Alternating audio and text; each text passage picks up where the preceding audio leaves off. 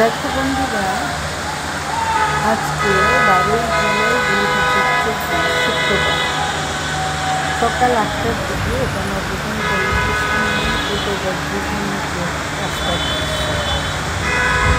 ভোররাত থেকে সম্ভবত ভোররাত থেকে আমি টের পাইনি যখন শুরু হয়েছে এই প্রবল বৃষ্টিপাতে পানির জন্য কী অবস্থা হয়েছে। যে পরিমাণে বৃষ্টি হচ্ছে সে পরিমাণ পানি পাস হতে পারছে, বৃষ্টিটা অনেক জোরেই আসছে।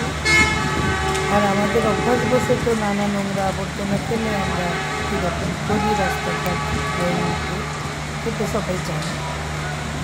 এখন এখানে 2 খণ্ড ভিডিও আছে। প্রথম 30 সেকেন্ড সকাল 8টার দিকে, তারপর এটা 9টার দিকে। মাত্র 1 ঘন্টার ব্যবধানে দেখো রিক্সার চাকাগুলো খেয়াল করলে বুঝে যাবে কী অবস্থা।